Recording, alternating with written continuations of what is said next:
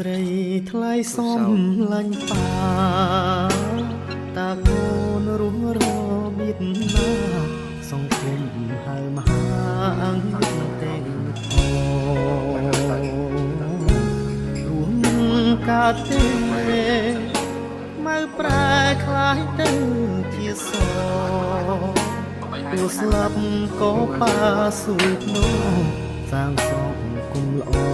ឲ្យកូនប្រុសស្រី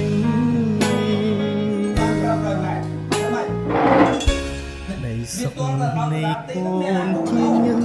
ឈាមប៉ាជាតិនឹងមានក្តីប្រាថ្នា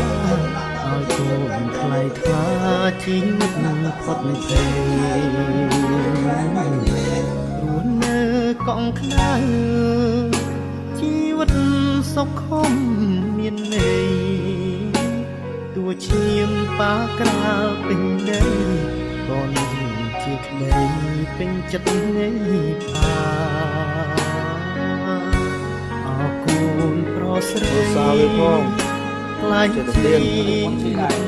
ប៉ាអើមកសិនរូបប៉ារាហើយអរគុណប៉ាអើកូនកាយ2កាយ1សាក់5នេះសាក់5ហ៊ានស្លាប់បងនោះយ៉ាងចាស់គេប៉ុន្តែសាក់ឡើងសាក់4នេះត្រូវស្មងសញ្ចា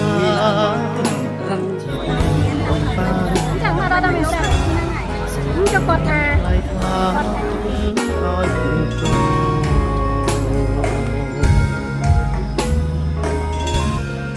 ប៉ាភ្នែកញាកូនគ្រប់ប្រារួមទៅដៃទីខាងរូបហើយសង្សារគឺគូជាទីកំណើត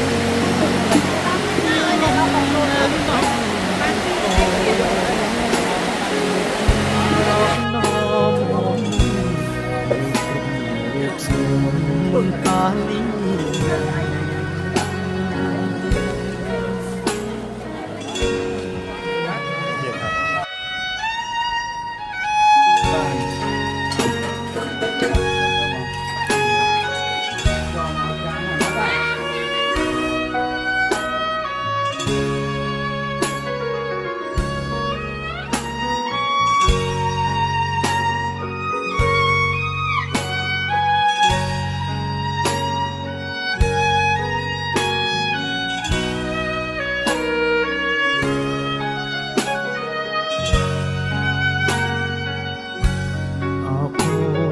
ស្រី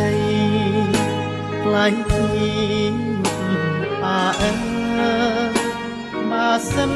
រូបប៉ារាហើយអរគុណប៉ាអើយកូនពឹងណាឡាមួយជុំហ៊ានស្លាប់ក៏ប៉ាត្រូវស្មឹងសញ្ចា